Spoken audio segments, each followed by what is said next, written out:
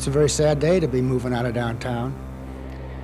It's just a lot of ignorance. It's sort of like self-destruction, which is what Russia likes. Well, this is without question the most significant project in the history of our city. In terms of the number of offices, I can't tell you. We hope the fewer the better. That means the larger the tenant leases. We've worked many, many years to save the building. We're going to continue to work to keep this building up. They keep tearing down the buildings. Ain't gonna be nothing left of St. Louis. What do they keep tearing them down for? 10, 9, 8, 7, 6, 5, 4, 3, 2, 1, 5.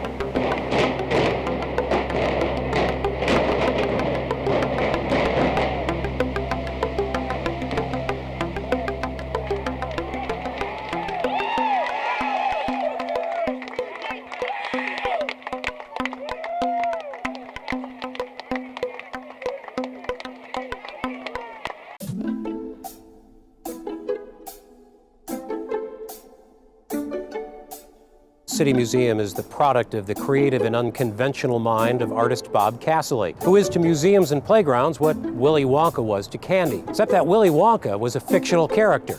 Bob Cassilly is a real character. I got this whole place. It was 750,000 square feet of space for 69 cents a square foot. So I didn't know what I was going to do with it, but it seemed like endless potential.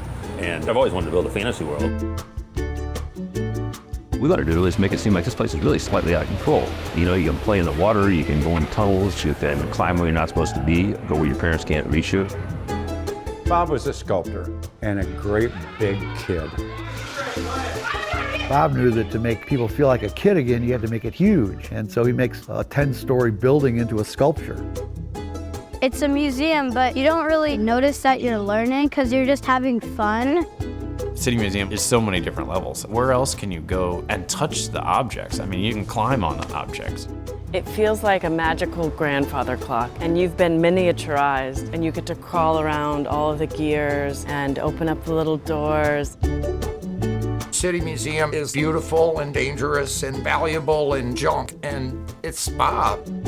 If someone were to paint the picture of Bob Cassilly, a superhero who saves a Michelangelo sculpture, saves St. Louis, saves all sorts of artifacts, I don't think he would dispute that characterization of himself. He could take just about anything and make something out of it. I use whatever comes along, and that's the stimulus you use to do this stuff. So that's why it's unreproducible, because all the stuff is being built with what's at hand at the moment, so it only exists in time and space when the stars are aligned just now. I mean, honestly, I was like, was I a part of a cult? I was totally like, I'm doing this to the ends of the earth, and we're all that way. I have to tell you the truth. If I were mayor while this was being built, I wouldn't have wanted to know much about it. I can call it compulsive building syndrome. It's like a disease. You know, instead of becoming an alcoholic or a drug addict, at least I can do something productive. At one time, people created things that were beautiful, structural, they were things to last. We used all those materials not because we were trying to save the world, but it's because they were cheap and they were being thrown away. He could never build City Museum anywhere else because there was just incredibly great materials to be had in a city that was tearing itself down. St. Louis had died. Somebody just forgot to bury it.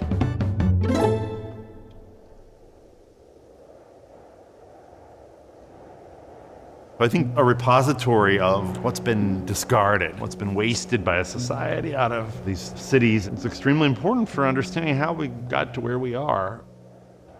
St. Louis was extremely proficient at destroying its historic built environment. Our city planner, Harlan Bartholomew, the founder of modern city planning, produced a plan in 1947 calling for wholesale clearance of the entire core, which was enthusiastically embraced. It was funded through public monies that came from the federal government after the 1949 United States Housing Act. So slum clearance, interstates, stadiums, other projects, both necessary and dubious, came into the 20th century and took aim at the city. A lot of the artifacts we have were buildings that were built about 1880 to 1910. That's probably the most prevalent period. And they started coming down from the 1970s through 1990s. Today, when buildings are built, they're mostly like you put up a wall and it's just a wall, it's not art. But architecture used to be one of the fine arts on the same level with painting, and the architects, the designers of the building, all the way down to the workers who physically formed the raw materials were very invested in their craft and their art and wanted things to look beautiful. You see ornamental panels that came from multiple stories off the ground, and no one just walking by would see it. But the artists and craftsmen were so invested in their buildings that they made them just as detailed as anything at ground level. Each item holds very important cultural information that I think is up for debate and interpretation. Cities accumulate these pluralistic, conflicting public meanings that are carried in the built environment and its culture. The decline of St. Louis also propelled opportunities for, not just take buildings apart, but to get your hands on buildings for cheap and to do things that are unconventional. Lafayette Square had just become the city's first local historic district in 1972, had just been listed in the National Register. There had been an architectural survey in 1969 that promoted it as one of the most important groups of residential buildings in the city from the 19th century. But it had been slated for demolition in that 1947 city plan, so it was not supposed to survive that long. By the time Casilly would have lived there, it was sort of a hotbed of do-it-yourself rehabbers like Bob and Cece and some of their friends, many of them fitting this kind of national narrative of back to the city. Bob and I met each other as neighbors in Lafayette Square. It was a very tight-knit neighborhood. People were always helping people. Bob lived up the street, so being neighbors, we got to know each other. He's very tall, he's very silent, and he was also very cute. He had quite a ego, insanely arrogant. I just didn't want to have anything to do with him, really. At times I thought the guy was actually a little slow, and then at other times I'd hear him speak with incredible precision and eloquence and express complex ideas so that anyone could understand. I go, is this the same guy? Because other times he just seemed like a maniac. Bob just had this remarkable ability to make things out of nothing, and he could come up with these crazy, outlandish ideas. And a few days later, that thing that was in his mind is a reality in real life. When I started here, they was calling him the crazy man. Being an artist, you got to work on two levels. Okay, so I've developed this split personality that allows me to get around the endless obstacles it takes to do something like this. I call it like the Master Blaster syndrome from Mad Max. On one hand, you've got like this, the monster. And a monster walks around and protects the child. Okay, so the child can be free, take chances, and to play, because he knows the monster's there to crush anyone that stands in his way. If you ever listen to videos or recordings of him, you can't understand what he's saying. And he hated repeating himself. Bob could be one of the most difficult people to understand. I think his brain worked so much faster than his mouth could supply. I actually think that when people are like, he was arrogant, I think that a lot of people are misread as they're just really shy. He was probably just trying to get the words out without saying any of the niceties. Listening to Bob Cassilly can seem like a trip through one of the City Museum's caves or tunnels. You get the feeling that you're a little bit lost, but it's worth the trip. He would gather up all sorts of information, questions, and then he would compress them like this, as tightly could be. And then, like those little sponges that turn into animals when you put them in the bathtub, poof! What you want to do is kind of like be the idiot spot around the place, Bob spoke of what I call Casilly's. There was a lot of mumble in it, and I really did not understand a lot of times what he was asking of me. If you didn't get it right, then you would hear like a louder mumble, and it would really freak you out. The language that you had to really figure out is how to fill in the blanks and get where things need to go. What's the most efficient way to do that?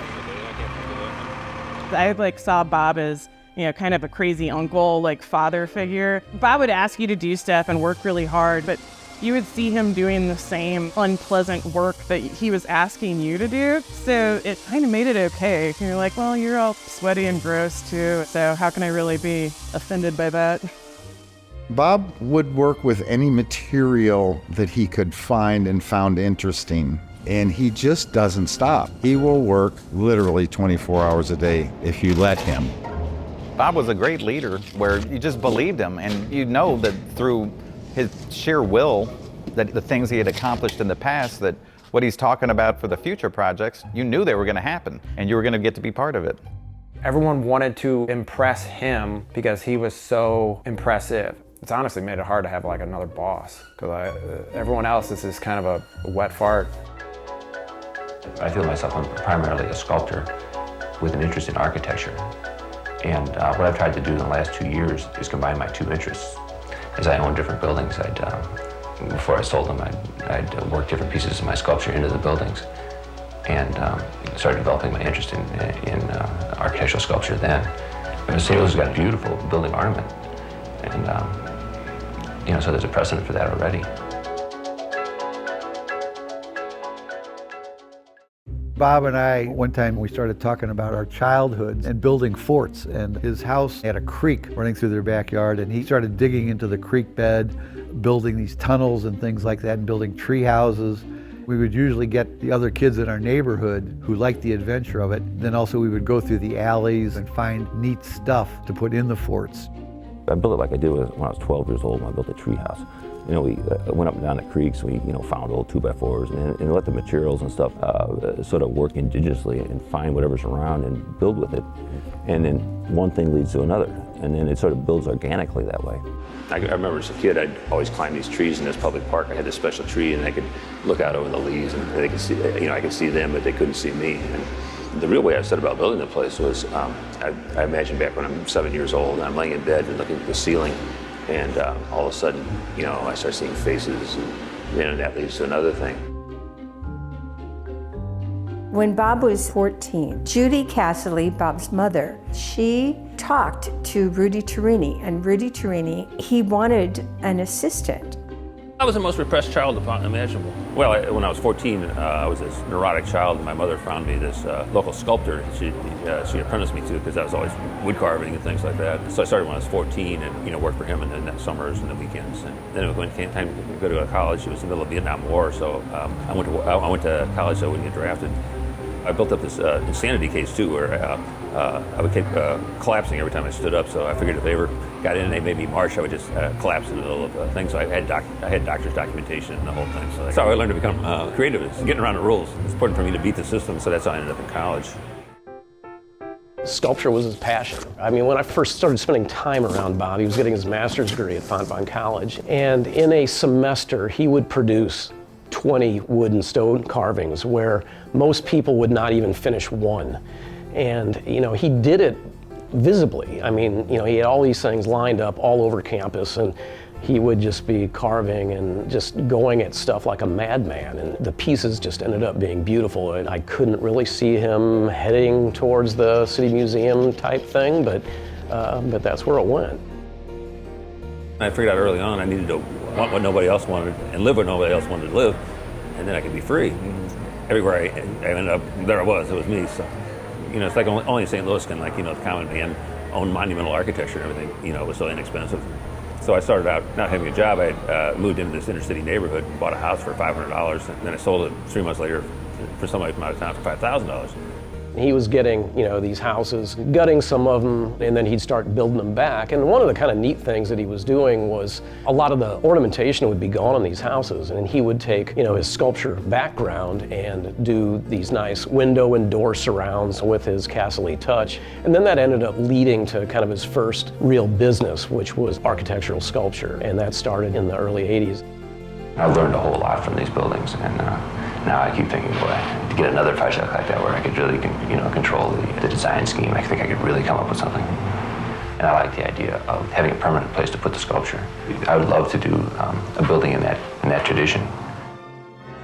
I was born and raised in Lafayette Square, and Bob and Gail lived a few blocks away in Lafayette Square, and they needed a babysitter, I needed some high school spending money, and that's how I got to know him.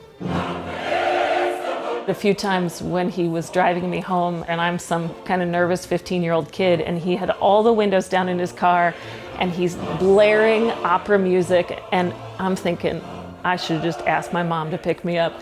And he reached behind the seat and he pulled out this crazy shell whirligig thing, and there's opera, and he's showing me this whirligig thing, and he's thinking, like, isn't this great, Shannon? And I'm thinking, yeah, Bob, this is super great.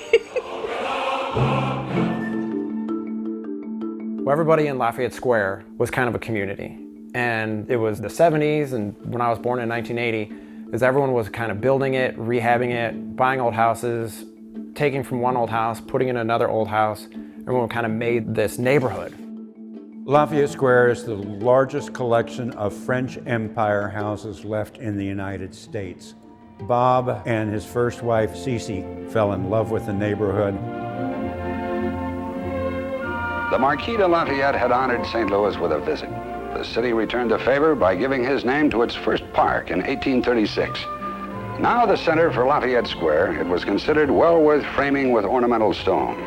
These were the work of the city's foremost architects of the 1870s. These were how elegance was defined in the post-Civil War years, when the neighborhood was one of the handsomest in St. Louis.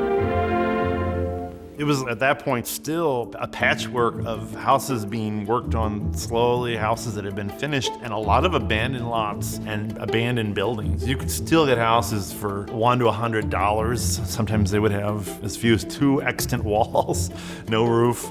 Lafayette Square was a pretty blighted neighborhood, and the reason why is because the city was going to build Interstate 44 right in the middle of Lafayette Square. And so various factions that lived in Lafayette Square petitioned to the city to move I-44 more south. There were, let's say, a band of rehabbers, but it was really slow. You had to be really kind of brave to live down here. Lafayette Square, when we first got there, was still pretty rough. And initially, it was people like Bob and I, like artists.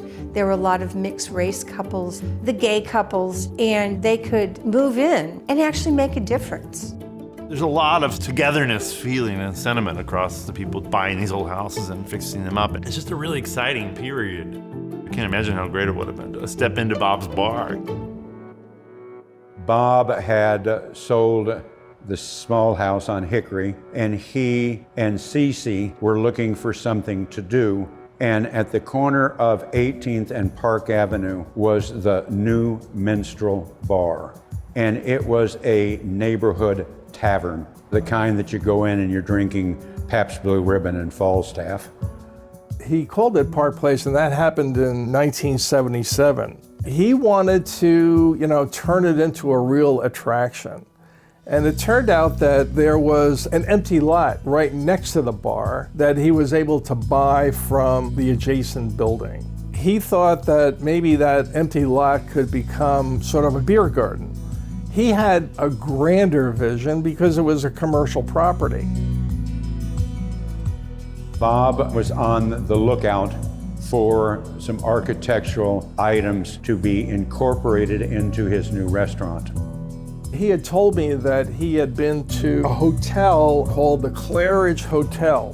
What was great about it is that in every bathroom of the Claridge Hotel, there was a beveled mirror.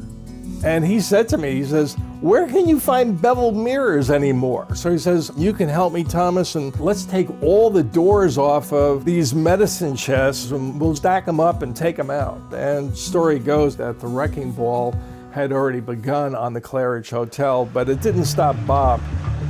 We were literally in the building while the crane and the huge iron wrecking ball was knocking down other sections of it. You could not only hear the wrecking ball, you could feel it.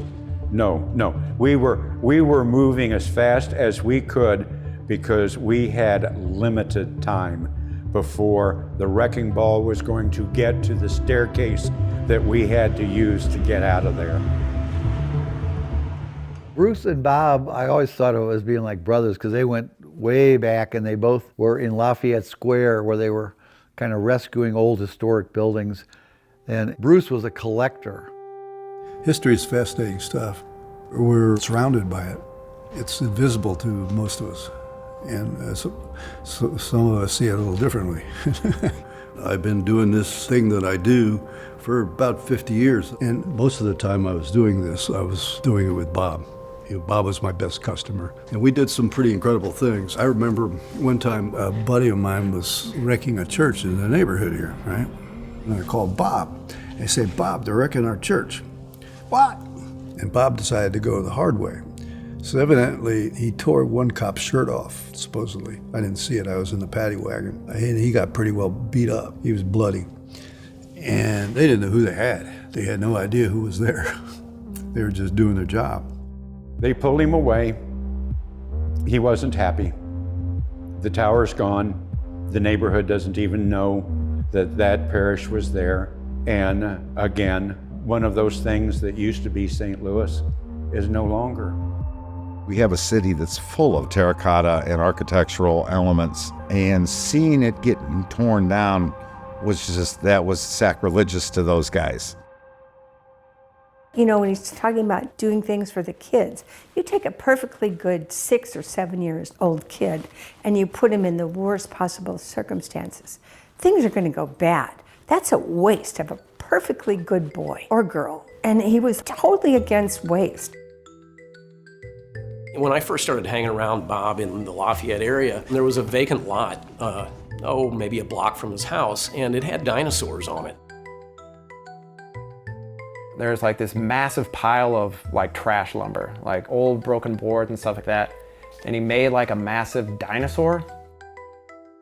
One of the coolest things we did, we loved to play with the kids in the neighborhood. There was an abandoned lot with lots of pieces of long lumber. And summer was coming and the kids had nothing to do. So we decided to make Dinosaur National Park.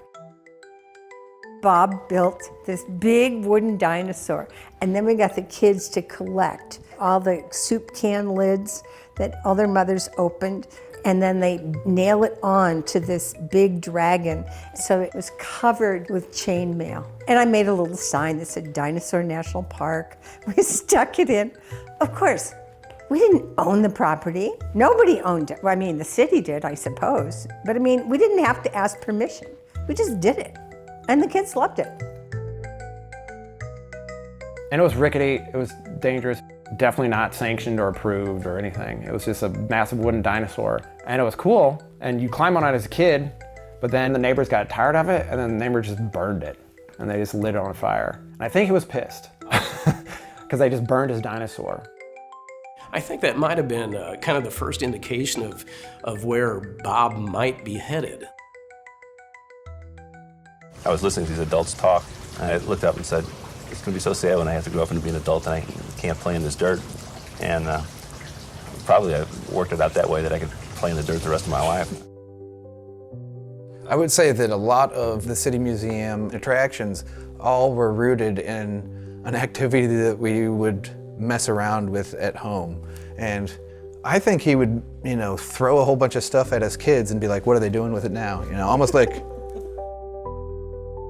In the neighborhood, he was always present because as a kid, you could always go up and talk to him because he would do fun things. There was always an adventure to be had. And he was the guy that lived across the street and already had several different houses and flipping them. And then as a child, he was the guy with the cool basement. It's a huge church. So like there was a huge ramp, there was a huge rope swing that you could grab onto and like swing underneath like this basketball hoop. And he'd hang out there too. I remember you could always like form clay with him because he was always working on like a side work. And then as kids, we would sit there like, okay. And we'd sit around the table and be like, well, I'm gonna make a penguin castle. Well, I'm gonna make a horse and stuff like that. And then we would get to take those home. For years, he always made us little statues of our dogs, which is hilarious. He always had buckets because he always had sculptures. So we'd line up like 50 buckets and then ride our bicycles through the buckets. We'd skateboard in there. We'd build forts in his basement. And it kind of brings City Museum into focus a little bit too, because I think we were the original guinea pigs, us kids there on the street, because we're always outside. And then he'd always like bring us into the basement to like try something. Or like there'd be some sort of like physical feat or challenge, like climb the rope, who can do this, who can do that? And of course, as a kid, you thought that was just hilarious because here's this adult telling you to do very unadult things. And so it really translates to me, in my mind, how City Museum and everything else came together. And it was just because Bob could not take the ugly. He just couldn't take the ugly in that neighborhood, which is kind of cool. Something very special happened in St. Louis in the 1970s and 80s. These practices of salvage are really unparalleled. There's really no other kind of comparable sort of scale of this kind of practice. It's really internationally important. This is a photograph of Michelangelo's Pieta. It stands in St. Peter's Basilica in Vatican City. It is the only work of art ever signed by Michelangelo. It is priceless. Today, a man attacked the statue of Mary holding Christ on her lap. One of his childhood friends told the story about Bob saving the Pieta, and I had never heard that story before, and frankly, I didn't believe it. I mean, it's such an incredible story, how Bob Cassilly from St. Louis saved perhaps the most important sculpture in the whole world. Bob wouldn't worship anything, but if he worshiped anybody, it might have been Michelangelo. But couldn't have been a more perfect person in the world to be there when all this goes down. Well, I had been to St. Peter's, and I knew what a challenge that would be because it's a huge cathedral and sounds echo, and Bob must have had incredible hearing acuity because he went straight to the Pieta and pulled this guy off the top of the sculpture. We had gotten married in April, and we decided we were going to go to Rome, and he said, oh, let's just go see the Pieta one more time. And so we're walking over there when this guy, he had decided that he himself was Jesus Christ, and he was incredibly offended by this corpse, the representation of him in the arms of the Blessed Virgin Mary. So Bob hears this chink, chink, the exact sound when a sledgehammer hits marble. If you're a sculptor and you've heard that sound, it's very distinctive. So with all that hubbub and the rush, Bob looks at me, he starts running, puts one hand on the communion rail, leaps over, and then he took him by the throat. He said he could have crushed his throat, but he decided not to.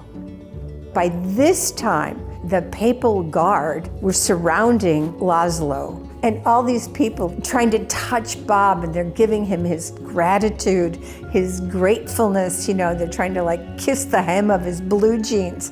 And it was just very surreal. And then I hear that Il Papa, the Pope, is going to come down to thank us. And I was like, oh my God, the Pope, I'm still on my honeymoon. That is score. And then Bob, who I swear his mother watched too many John Wayne movies when Bob was in utero, he looked at me, he said, our job here is done. I think we should leave. And I was like, no way. The Pope's coming down to say thank you. And so the next day in El Observato Romano, they said, young, unidentified Italian soldier saves Pieta. And I said, oh, that's Bob. As I've often said, in a way, I think it's the most important thing he ever did. That's the way he was. He would do anything in the name of art, in the name of sculpture, and what he believed was the right thing at the moment. Nothing would stop him. You know, I go to a museum, I start getting lightheaded, and I go to an art gallery, and I start getting irritated and want to break stuff. And you know, so I figured, well, you know, I'm not really cut out for the art business. So that's why I had to sort of, you know, take off on my own path. He had purchased this building for, it was like a pittance. It was like $50,000. And so he buys this building, sells all the equipment out of the building, I think immediately makes his money back, starts renting out the building, and then Shaw's Garden, he was trying to expand. And they were trying to expand in the neighborhood. Well, there's too much pushback in the neighborhood. And kind of the next jump was this big property that Bob had. And I mean, it was very typical of Casilly. I mean, I don't know how he had this real estate gift, but he did. He knew that the value of that building was that it was next to the botanical gardens. You know, we sold it, I don't know, for $500,000 or something. We couldn't even believe it. We were like, what? We have all that money now. And he always wanted to have a big building. So he of course decides to look for a bigger one. And then you see the International Shoe Company. Bob came down to my house and he said, Tim, I'm thinking about buying a building on Washington Avenue. And I said, Bob, buy the smallest building you can. I said, everybody I know that's done projects on Washington Avenue has gone broke. And he said, well, I'm thinking about buying the International Shoe Company building. And that was 750,000 square feet. So by far, it wasn't the smallest building on Washington Avenue. It was probably the largest building. Going back to the 19th century, St. Louis was actually the forefront of how people were dressing. Washington Avenue had been a real thoroughfare for wholesale, mostly clothing and hats and shoes. The International Shoe Company is part of a set of these big works at an era where most of the shoes in the center of the country were coming from St. Louis. There's a whole saying about St. Louis being first in booze, first in shoes, and last in the American League. One of my favorite things about that building is that Tennessee Williams worked there when he was 17 years old. I get chills now thinking about it, and I would walk around and think, Tennessee Williams walked these floors. I mean, it's well known that he hated it, but he did. Yeah, well, that's the season in hell that he called it. A season in hell. It was a blessing because that's what made him decide he had to find somewhere else to be himself, and he split. So he said, oh, you gotta see this building. And he said, get your roller skates. It was just this huge space, and, just these columns blocking the way. And he said, don't you love this? Isn't this great? I said, yeah, this is great. And he said, yeah, well, we need to buy this. And I was like, huh? Had we not had the money, I don't think I'd be so gung-ho, but we had the money to purchase it, and so we did. And Washington University really wanted to get rid of it. It's crazy what they sold it for. I think they were betting on downtown was going to get worse. Washington University had been asking $2.5 million. Bob negotiates this $525,000 acquisition price. And so on June 21st, 1993, we closed on the property. The day that he acquired the buildings, I was over at Bob's house and Watson was like yelling at him. Watson said, don't buy those buildings. They are going to be a tremendous amount of work. Where are you going to get the money to fix them? Where are you going to get anything to do anything with these buildings? It's going to take tremendous amounts. He got on his knees in a prayer position, says, please, please don't buy them, please. And Bob wasn't even looking at him. He had his arms crossed. He was smiling, and he didn't say anything. So you could see that that was what was going on. I got this whole place with 750,000 square feet of space for 69 cents a square foot. And so I didn't know what I was going to do with it, but it seemed like endless potential. Everybody, there's an article in the paper about how it came out. What does he think he's going to do? There's 10 million feet of Class C office space that can't be rented. And hell, I'd never spent a day in my office in my life. I was just going to play with it. Everyone else, professionals, tried to figure out what to do with the building, and they couldn't figure it out. So I can say, well, wow, it's a big, tall building. You can climb up on the top and see things that aren't in your normal world. The day we closed, we sat on top of the water towers and we said, what do we do now? The building had been vacant for, approximately 10 years. And beneath the rotten floor were mushrooms actually growing in the floor. And, there were piles of pigeon guano that were 3 feet deep and 2 feet wide all the way around. There were curtains in front of the windows that just made the building dark and dirty. So one of the first things we did was just take off the window coverings and open up the building, let light into it, and begin to clean up the neighborhood. It's hard to recall back what it was like here in the Washington Avenue Garment District in 93 and 94. You could walk down the middle of the street and pass blocks and blocks of these old, gorgeous buildings that were completely vacant. People aren't aware of the fact that the movie Escape from New York was filmed in St. Louis. They decided to film Escape from New York down there because they needed a place that looked like a dystopian New York that has been turned into a prison, and St. Louis was already there, so. I mean, all of us were just kind of standing with our jaws dropped, just thinking, this is a horrible idea. But, by the time he suggested this thing, we all knew not to poo-poo Bob's ideas. I mean, he was very good at coming up with ideas and executing them. Nobody told Bob what to do. He was a force. I mean, he just took off with these things and went. Bob had kind of a wandering eye, and Gail was a student at Fontbonne. She was in a convent. She was in an order of nuns, and she was a good sculptress. I think maybe it was forbidden fruit or something like that. He wanted to get his hands on someone who wasn't really technically available.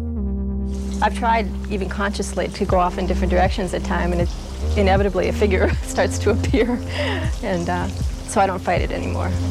That is really the best thing about our relationship is she's made me like 10 times as productive because I can start something, but I can't finish almost anything. And she finishes all my projects. He would always have to have like a physical reference. One time I walked into his studio and I was looking at some of his new work and I just kind of did a double take and I thought, huh, that's not my butt. And then I looked at another one. I said, that is also not mine. And that's when I decided I had been, as the primary model of his fantasy woman, I had been replaced. Half the reason I started this place was to fight depression. I figured, well, you know, what's the sense of going around being depressed? I might as well, you know, I shake my fist at all this stuff and do what I'm going to do. You know, why else would you do something like this unless there's some huge void? You know, I have always had this huge desire to escape and to, you know, to be in my own world, which is a terrible thing. But I made the best of it. It's a self-absorbed kind of a thing, you know, and you become independent and, you know, don't need other people. If I was a well-balanced person, you know, I'd be out, I don't know, you know, well-balanced insurance salesman. You know? I don't think Bob was, not initially anyway, doing it for kids. Bob was doing it for himself because Bob was still a kid. Bob had a real thing about growing up. He was going to do everything he could to make sure he didn't grow up. And so this was his way of justifying, I think, an expensive version of childhood. I ended up with this building just in order to avoid taxes. So you can forget about all my noble plans and ideas. It was, at least in the beginning. One of the things that Bob did that we needed to do was put a new fence around the perimeter of the parking lot.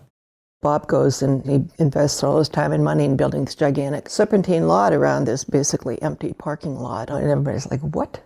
You know, what is that for? And what's going on with that? It was Bob playing with his creative sticks, arranging them. We didn't know if it was going to be a bonfire or what it was going to be. But Bob just kept building.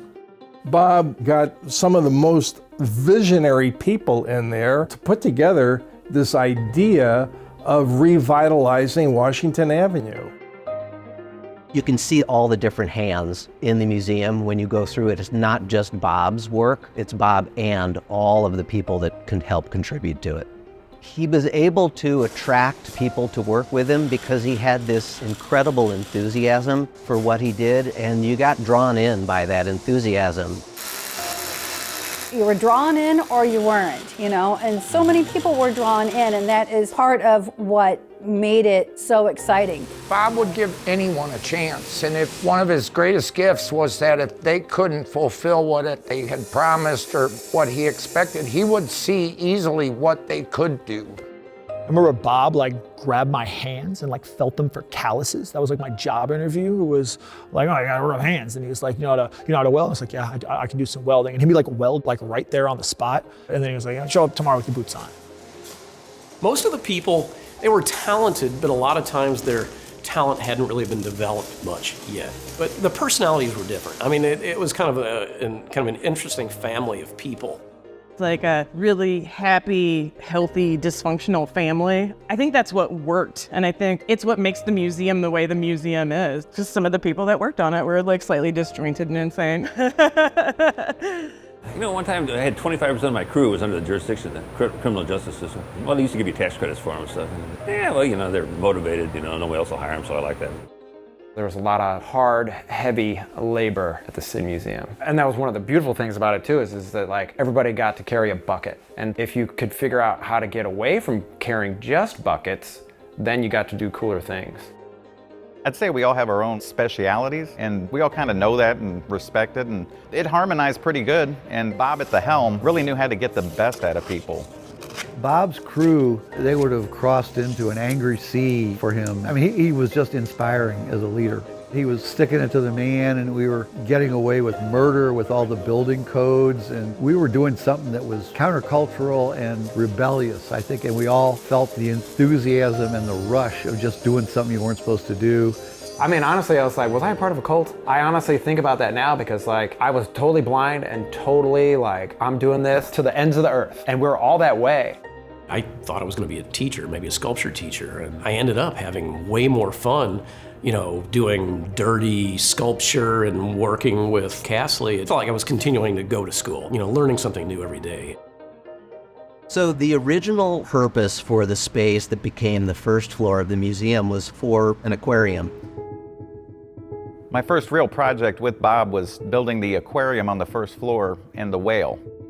The big whale, he got that from a beam that was bent. It was like a 60-foot long steel I-beam. And he goes, that thing is now worthless, but I like the curve in it and I'm gonna make it into a whale. The I-beam was straight when we started, and it had a fairly complex curve in it just from the weight of this 25,000-pound block of granite. And Bob looked at the curved steel I-beam, which to me was junk at that point, and said, that's it, that's the curve of the whale. His whole crew's kind of down there working on this whale in the middle of this big building, and that was kind of the, the nucleus of this project, and it just kind of grew out from there, and it was really kind of neat seeing that, all kind of unfold, and there was never a plan. I mean, he made a couple of three-dimensional models. Sometimes he wanted to work details out, or he'd draw some lines on the floor. So therefore, I think we get a lot of that spontaneity by not having a 5-year plan or master plans or even blueprints. Bob was very connected in the construction community, so he was able to contact people and tell them that if you don't use your load, send your truck down here to wash out. And we would have to stop any time and all the time to just stop and pour a little bit of concrete. We'd drop everything and have a project, or we'd fill a hole, or we'd make like a pond or something like that. But it was a rush. Like, it was a rush doing it because you had to act now, you had to do it that day, because you couldn't come back to it later, because it would set, it would harden. It was great because it wasn't possible. Things don't happen this way. It was so unconventional, and Bob had every confidence that it was going to happen, and with good cause too, because he'd make it happen. But we'd already started building a whale and things like that, so we just kept going. And then when we had the fish tank built, there was this big dark space behind it, which implied a cave. And so, then we started building caves. There was a lot of hand excavating, where we just got in with shovels and picks and little bobcats and just started digging out dirt under the City Museum. I knew there were no drains in the parking garage at the City Museum. They had a jackhammer in there one day and they were digging out the floor and digging a trench and this and that. They're putting in drains. No, they're digging a cave. I said, what? You're digging a cave? Yeah, making the caves was interesting. Once we punched a hole in the foundation, it had tons of fill, old pottery and old bottles and really neat old little artifacts. It's actually on display on the 3rd floor. And then we had these cave panels, and we started using those as the basis for the walls and the corridors, and then we'd gunite over them. The gunite machine was very heavy. There was this massive hose that would shoot out dry concrete mixed at the end with water. You had to run inside, make sure that Bob was okay, understand what he was saying, keep it fed, and then you had to then know when to turn it off so that you could essentially start carving. If anybody could have seen Bob's working conditions when he was sculpting the features inside the cave, very few people would have done what it is that Bob did. And he had 45 minutes to carve what it is that he envisioned after going through such incredible physical stress. It's just nothing short of superhuman. A lot of it was he knew how to use the concrete, not just to build up the form, but to create certain kinds of textures, which really worked in the cave. And all the passageways interconnected. And when parents would see their kids go into those things, they go, holy shit, my kids, I'll never see them again, It goes back to that idea, like he was building almost like with the mind of a burrowing animal, like a cell that is seeking to invade a host. You go wherever your best advantage is. And that's why he's compared to Gaudi, is because Gaudi never used anything that was geometric. It's an organic structuring. Like ideas are sort of like a virus, I guess. A virus attacks a cell, it keeps swimming around a cell until it finds an opening and it jumps in.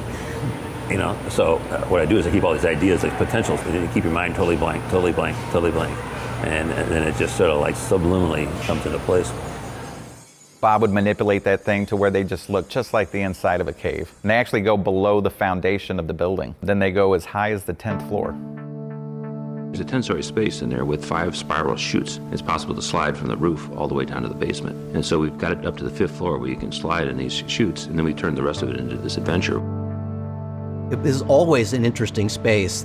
The spiral slides were for moving the material between floors and then ultimately from the floors down to the loading dock. I mean, really those shoe shafts and the shoe slides were really kind of a gift that came with the building. I mean, they were sculptures in themselves. I mean, they're beautifully riveted together, spiraling pieces. And we ended up taking probably half the slides out and using them in other places about the museum. But a lot of them got left in their original locations, and kids can start at the top and come all the way down. It's really kind of neat. That's a construction project that is mind-boggling, and Bob could have never done that work by himself. I mean, he had welders, up to like 5 welders cutting those spiral chutes apart. They worked on that for years and years before it was finished. That's the good thing about a cave is it might go on forever. You lose your track of where you are in space. You know if you're up or down or how deep you are. So it's slightly beyond out of control. And that's really how I work, is on the edge of control. You know, it's like I don't really plan ahead. I come to work and start playing with things and doing things. But you always have that opportunity, you need it to fail and you haven't quite worked it out. So, you're kind of teetering on that razorback of failure. Really my favorite thing, I guess, is down in the bottom of the shoe shafts. There's a big crystal there, and if you stand near that crystal and look off to the side, there's kind of 2 dragon staircases. And if you look through that, there's kind of a mouth, and then behind that there's a series of figures, of sirens. Just a beautiful line of nudes that kind of come into focus and then fade back out of focus. It was just kind of neat being in the core of the building, the City Museum, with these dragons and then this monster mouth, and Bob in this monster mouth. It's a cool place and a cool thing. He told me he built everything he ever wanted to do as a kid. That was how the museum came to be. I think of this place kind of like a Stravinsky symphony, like Petrushka or something. So it's got a sense of balance by balancing opposites. Like, you get balance like walking down railroad tracks by like jumping from track to track, and the balance lies in the middle. So we were going to try and make this thing where we put all these opposites shouldn't work together. So by contrasting all these different forms, we formed this sort of a dissonant symphony in here. And because we've been so far from the front, we sort of like earned our right to play in the back. Combining things like this into a cohesive sculptural thing was where he excelled. I use whatever comes along, and that's the stimulus you use to do this stuff. So that's why it's unreproducible, because all the stuff is being built with what's at hand at the moment. So it only exists in time and space when the stars are aligned just now.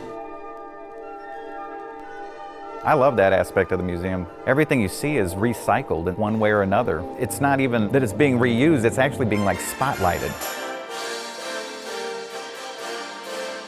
We decided to build a whole place out of found objects. If you can buy it in a catalog or we don't want it. By using the stuff other people have done and others have designed, you're constantly coming up with different points of view. And using those points of view, it keeps me from being tyrannical. City Museum happened before the internet, before global idea sharing. It was just so organic. We've got a couple of world's largest things there. We've got the world's largest windmill built by NASA in 1977. The world's largest pencil. It was given to us last summer. Also, if you have the lead there, people can draw pictures by, holding the picture and moving around the pencil. This is the cooling tank from Anheuser-Busch. Kids can climb up this, and it'll get you up into the sky tunnels. This is all fiberglass from the Boeing Corporation. All the bottles are from the Best Soda Company. We have a ton of walls that we build like that. We don't use the word junkie. To Bob, it's something, but we won't know until he knows. You look and you go, oh, you can do that with that? When Bob would say, I have bought the entrance to a building that's coming down, we went over and took it down. Oh, we just took an entranceway. We gave him $1,000 and everything was beautiful. You took an entranceway. How do they get in there now? It's impossible to do that. We have a lot of the Sullivan collection that was out there from the stock exchange, as well as some of the other buildings. They started putting up new architectural stuff from Chicago. See, a lot of things you ripped off from buildings, basically, right? Very dead buildings, but... Yeah. Aren't some of these being litigated?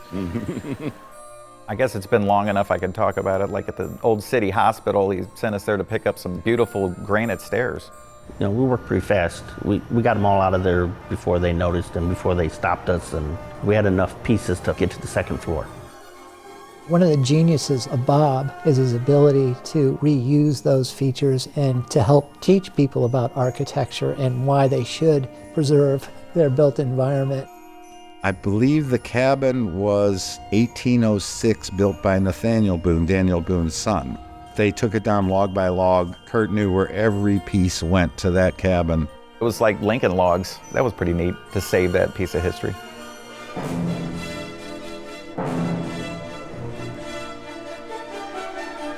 Materials aren't precious. It's what you do with them that makes it precious and makes it special. Bob always said if you have enough of anything, it becomes a brick. The mouse cages. Barrels and barrels of railroad spikes. It was the 1940s vintage slide aircraft carrier parachutes. An Eli Walker Ferris wheel. A 16th century gargoyle, that's real. A guy calls Bob up one day and says, "Hey, I got a crane, do you want it?"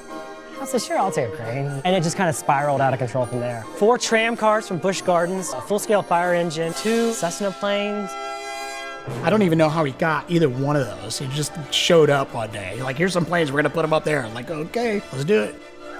Coming off of a float trip and appreciating this tree out in this conservation area, and the tree ends up dying, and he gets permission to take this tree down. And We went down with chainsaws and trailers and trucks, and surprised he didn't get in trouble for bringing termites from the country to the city. Bob did a really interesting thing. He collected people who were collectors and gave them a piece of the museum where you could put your architecture, your artwork, your circus. So not only do you collect stuff, but you kind of collect friends who can put their stuff here. Yes, we could sort of be like, the federal government, and they could be like the states, and there'd be kind of a federation there. Some of the states already include his friend Bill Chrisman, whose Beatnik Bob's Bar is known as the Museum of Mirth, Mystery, and Mayhem. I wanted it to be like an old place where beatniks were writing poetry. That's why the smoking was allowed there. And Bob used to take delight. He goes, "This is the only children's museum in the world where people are smoking."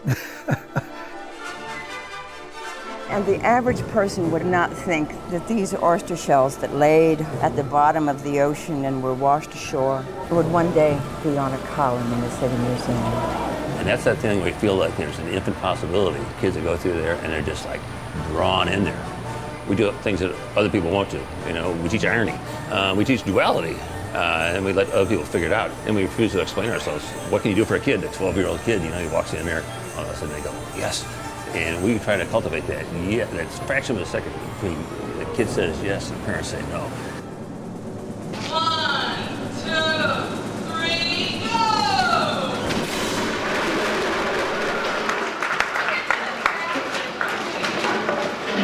Come on in.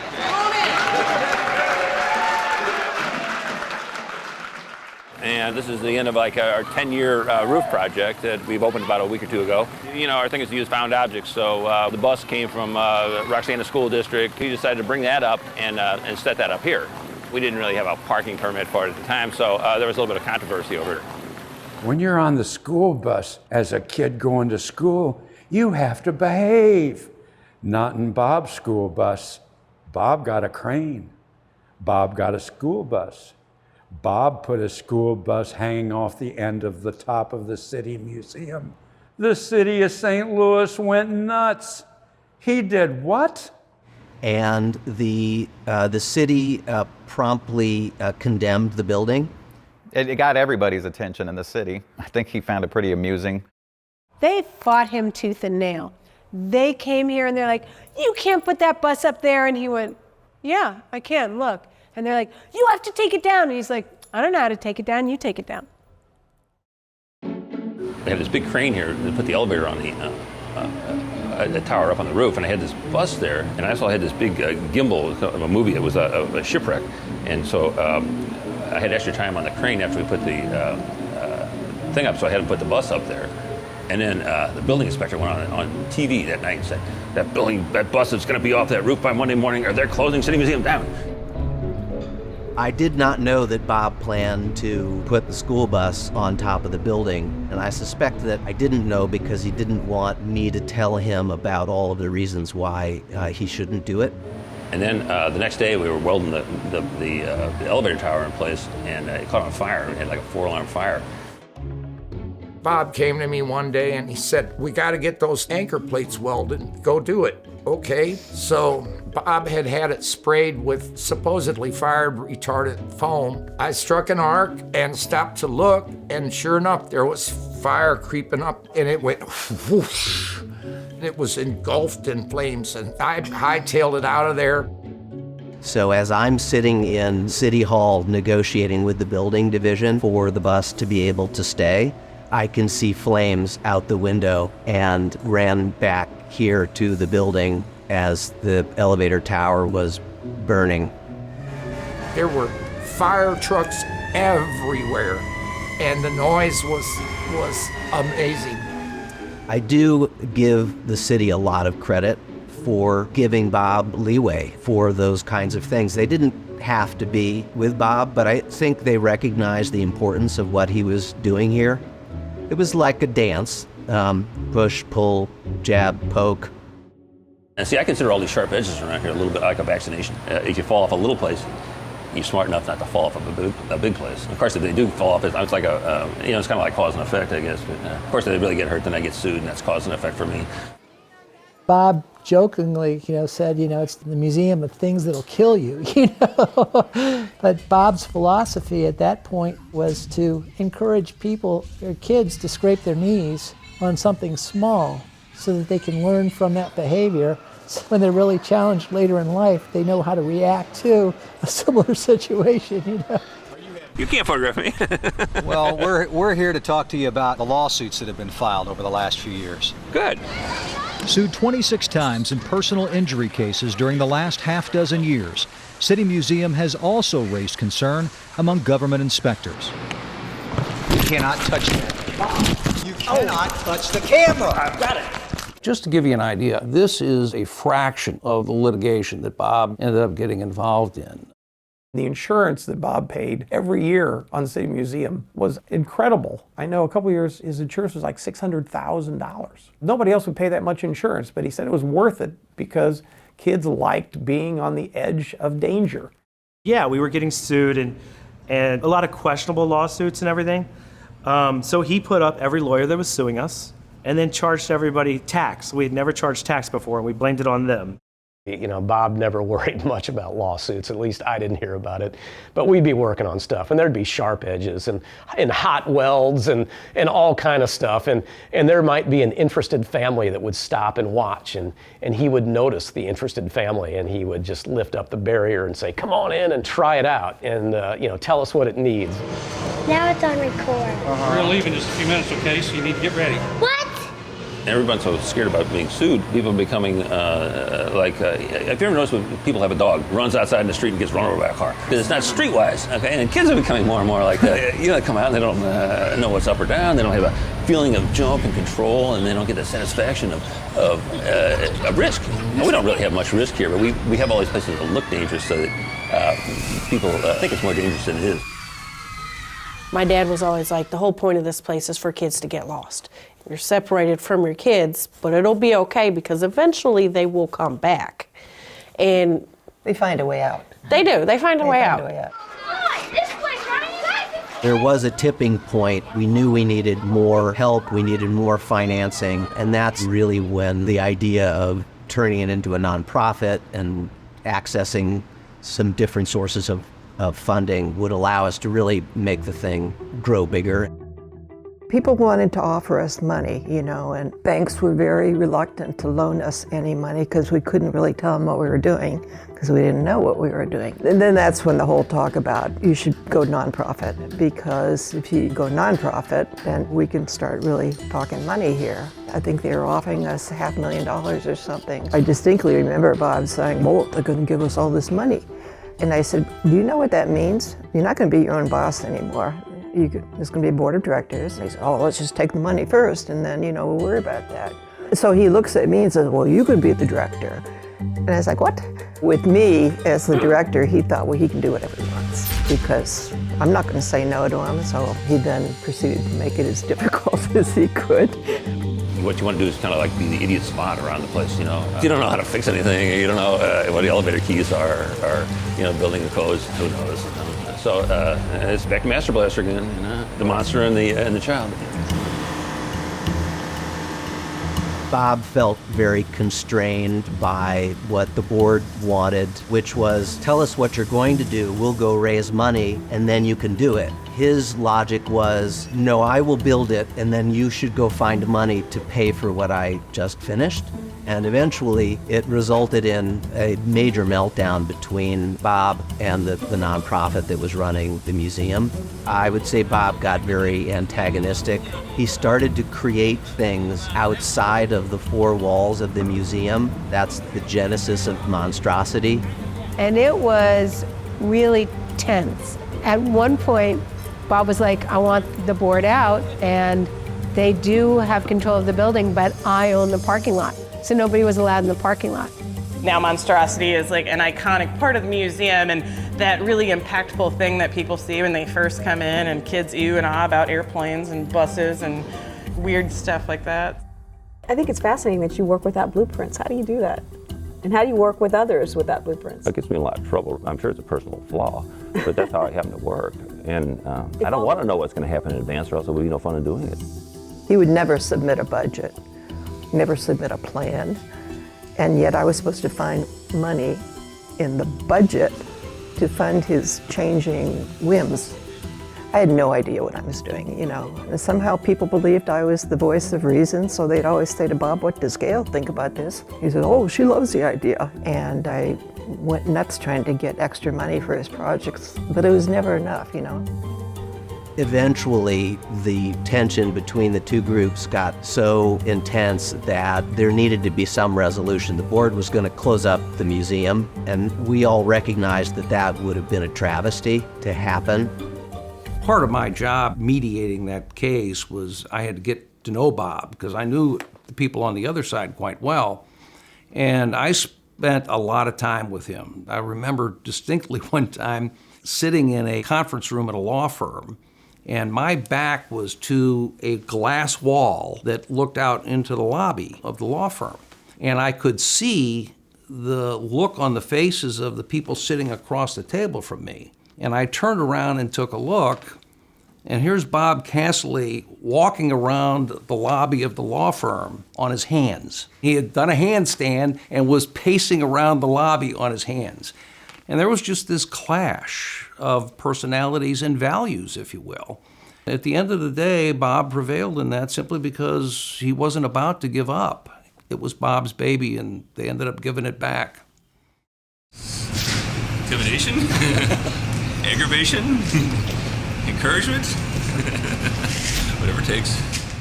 I don't think to this day that place would be open had we not gone nonprofit at that time. Because Bob would have lost interest in it and gone and done something else. You know where my balance comes from? Where? Okay, I'm walking down the railroad tracks and as a kid. You go in and you go from one track and you go like this, and you go like this, and you go like this. Yeah. Now, the balance is between the two opposites. It's staying in motion and balancing like back and forth like that. Other people call it, I guess, obsessive compulsive or bipolar or whatever, endless amount of things you want to do, but that's how I work. That's why I have to have two places to work on this and then go to another place. My bulldozer awaits. I think Bob was feeling a bit hemmed in by City Museum, meaning it was mostly done-ish. And I think he was starting to get antsy about looking for a new place to play, and he for sure was looking for a bigger canvas. That was the impetus for Cementland.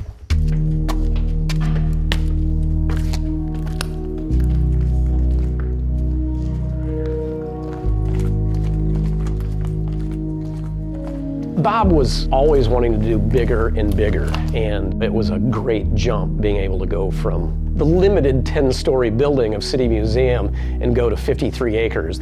He actually owned part of the Mississippi River, which is a rare thing. There was a lot of raw material for him to work with there. I mean, he was really excited about it. There'll be a luge and water rides coming down here. We'll have a museum of found objects in the middle of these buildings. Then we're going to flood the middle and have a lake. And you can take boats through the basements of all these buildings. They're all abandoned. When he bought Cementland, I found myself collecting thoughts about how I felt when he bought International Shoe Company. What are you thinking? This is crazy. Nobody's going to come here. What are we going to do? This will be the City Museum times 1,000 on everything. Imagination, creativity, recycling, innovation, and risks. It was wild though, just because it was so massive. Like City Museum, for my pea brain, was like massive, but then Cementland was a totally different animal. That property was the largest dry mix concrete facility at one time in the world. I mean, it's a sight to behold, even then. For a long time, when there was just weird old smashed up bi-state buses and dirty diapers rolling along like tumbleweeds, it was hard to really get Bob's vision of this awesome like outdoor version of the museum. It just looked like someplace after an apocalypse happened. You're just always doing something like that you'd never think you'd ever do. Once you pass those gates, it was a different world. And then, of course, we start building canals, and we start building lakes, and we start building castles, and giant pyramid out of dirt. And I guess I can see this. Okay, let's do this. My first impression of Cementland was, Bob, you're out of your mind. You don't have enough money. Nobody has enough money to turn this thing into what you want to turn into. It made City Museum look like a Cub Scout project, you know, in terms of its crazy, wild caliber. I think he saw the scope of a 55-acre abandoned industrial site as like a modern-day parable of how cement, which made the modern America of the interstate highways and the suburbs, had now itself fallen into ruin, and it's all this mysterious hulk of a dead civilization. I'm going to build kind of a world there that doesn't exist anymore. I'm going to put together all the things that don't exist in the year 2000. You know, it's an endless place to do whatever we want. Primarily, Cementland for years was a dump site. So if you were excavating a home, or if you were excavating a highway, big or small, if you had dirt to get rid of, we would take it. And they would pay us to dump the dirt. So we were cheaper because we needed the dirt. As the years go by, it just kept building and building and building and building. He built a mound over there that's like 5 feet higher than the Cahokia Monk's Mound. And he had to top it by like 5 feet because it had to be bigger, you know. And he was like a kid, you know, he goes, I told you I was gonna build one bigger than the Cahokia Mound. That land was so toxic when he bought it, birds wouldn't even fly over it. He said they would actually fly around it. After about the 3rd year, the birds are now coming back to nest here. He goes, that means that the land is being healed. Bob Cassilly is not the typical museum founder, and the sandals are a clear indication he's not the typical bulldozer operator either. But think of it as a giant sculpture you can play in. But don't hold me to it. I'm sort of like, you know, getting a feel of it. That's why I spend a lot of time on the bulldozer, because it sort of lobotomizes you and lets you, just clears your mind out and lets you free associate. I think he just liked driving the bulldozer because it was a bigger tool for a bigger job. I mean, I wouldn't call him a good driver, judging by the dents of his car, but he was really good at the dozer and driving it and getting things where they needed to be.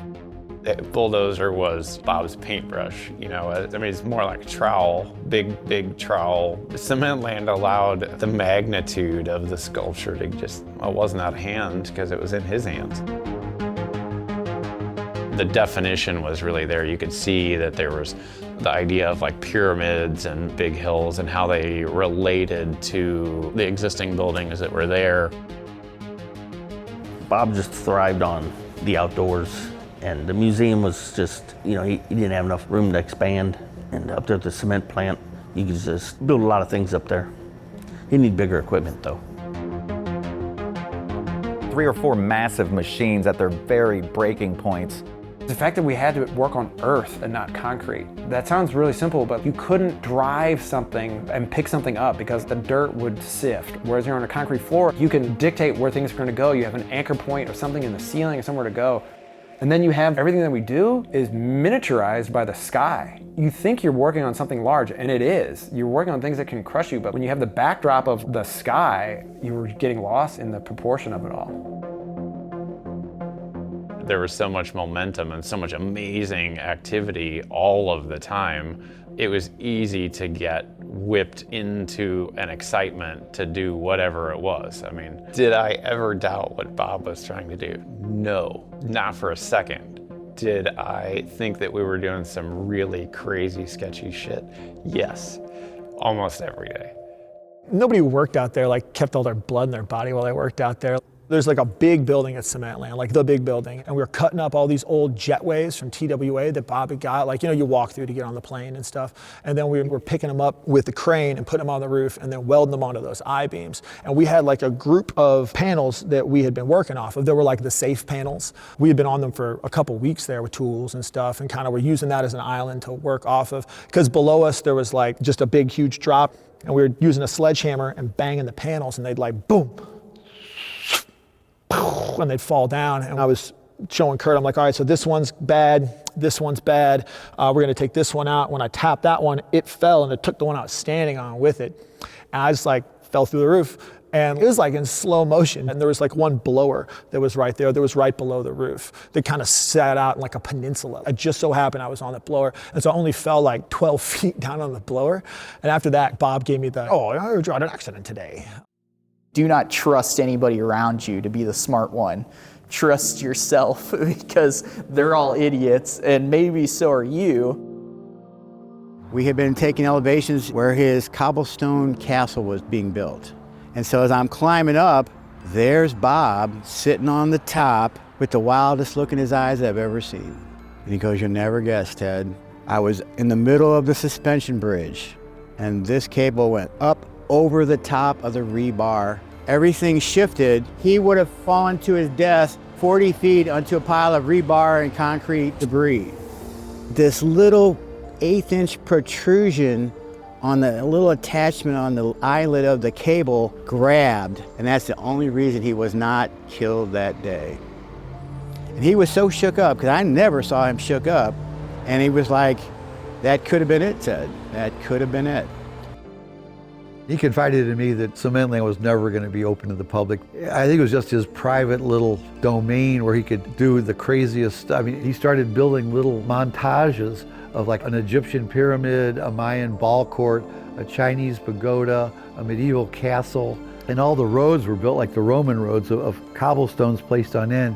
And he said, this is my little kind of a morality play about the rise and fall of civilization. I said, Bob, I didn't know you were such a philosopher. This is going to be like a morality play. There's going to be big machines around here. They'll be like the Nazis. And then all the nature and stuff would be like in contrast to the two. So it'll be a little war between that. Kind of like the Sound of Music or something. Nice hills and Nazis, I'd always felt like Bob sensed the clock ticking. He felt like time's running out and he's got to get this, and this done before that time's gone.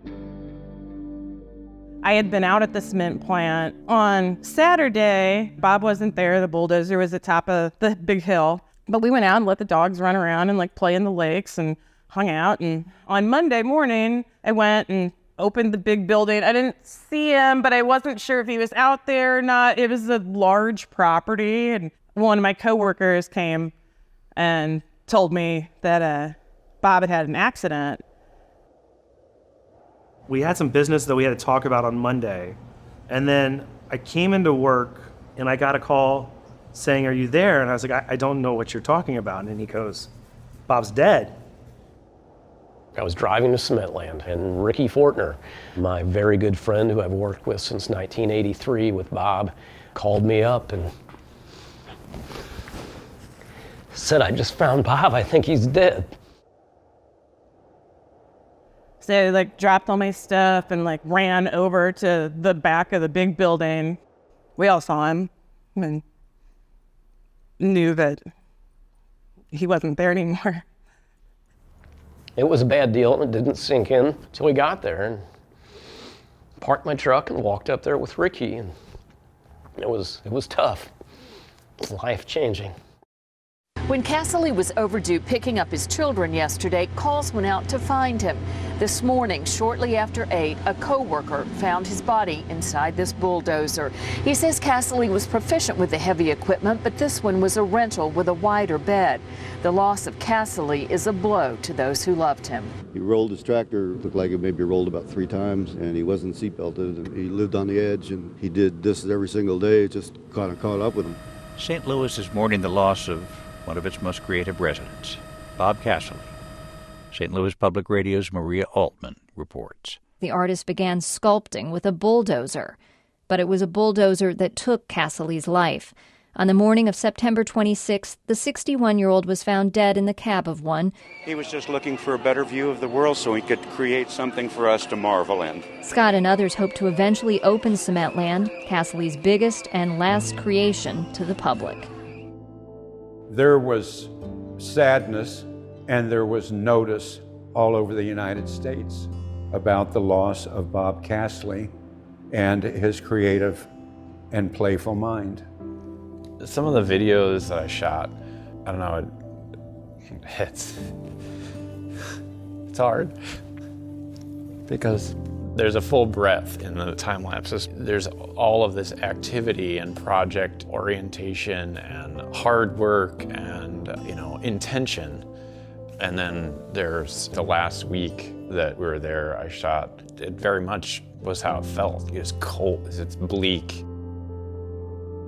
I think I probably wasn't the only person who just kind of thought it was amazing that he made it that long, considering how wild of a person he was. I mean, he took a lot of risks. He took a lot of risks.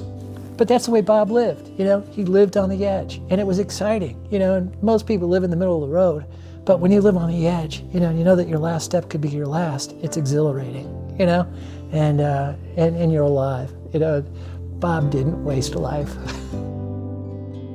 It was the end of an era, I think we did a pretty good job continuing on, but, there was a dynamism there and an energy there that, was gone once he was gone. I think everybody really wanted to stay, but there was so much uncertainty. There was a lot of speculation of who was going to take over and who was going to do this and who was going to do that. And the crew tried to really stick together as a unit without him, sort of like to protect ourselves, and leaving the cement plant and just coming back to the museum made the most sense at the time. When we left, we put it on the top of the pyramid. I remember doing that, and that was important to everybody, That's where it should have been. Should be there now. I mean, it was just immediately different. And people would be like, well, you guys are gonna finish everything that Bob was doing. You guys know what Bob was doing. I was like, I'm not 100% sure Bob knew what Bob was doing. And so Rick Irwin told me that after Bob died, he got all these people applying for Bob's job. He's getting they'd show up with an application, oh, you're here for the giant creative Da Vinci Ingenious job. Yeah, we'll get back to you. We'll get back to you. And so we just kind of kept on keeping on as best you can, but it was definitely kind of felt very rudderless, He had so many zenith locations. Casilly's arc was move to Lafayette Square, buy houses, and then flip them. He could have been just a property guy, a developer guy. Not good. Then he went on from that to doing sculptures on the side. He could have been a contractor and just played with some clay every once in a while. Pretty boring. So then he would start doing turtles and fiberglass sculptures for zoos and things like that. Totally cool. That's another zenith. Just keep doing that, man. Then he was like, no, I'm not gonna do that. The next ramp up was he started doing commercial stuff, like the giraffe, the tallest sculpture in Texas. Then he goes to City Museum and starts doing all of that. It's world renowned and it's racking it up. But then it's then he goes to Cementland. He was never content. He never stopped working on stuff. I think one of the great things about City Museum is that it is a place for kids to go.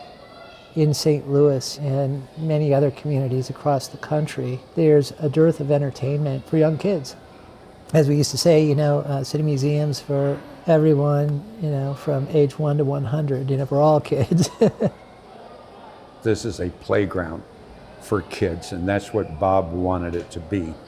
There is a large slide that goes from the 3rd floor to the 1st floor that kids just love. So this little boy comes sliding down the 3-story slide, throws his arm around his dad and said, "Dad, I've never had so much fun in my life." Excuse me when I get a little emotional, because that's what kept the thing going. Bob's genius, too, was creating the Casilly and Casilly crew, because those guys are truly phenomenal guys. Bob, to a certain degree, sculpted their lives. It's amazing to see some of the guys actually carrying on in his spirit, with his discipline, and with his perseverance, with his courage. with their creativity. A lot of the knowledge that I have from actually tangible working fabrication, construction, and just a way to assess a project and how to look at how to lift things with straps or welds up, all that, a lot of that I learned just from working on the crew. And so working for Bob was by far, without a doubt, the most pivotal experience of my entire life. That way of working is kind of what inspired me to be able to do this. And this is an art center for underserved kids. The skate park is part of that. A lot of underserved kids in St. Louis and all over the place, you don't know that you love filmmaking or printmaking. A lot of kids don't ever get to do those things. They're just trying to survive in their neighborhood. In a lot of these communities that are really underserved, there's no lack of talented people or aptitude or ability. There's no lack of opportunity to be able to figure out what you're passionate about and explore it. And the church is sort of the tip of the spear in that.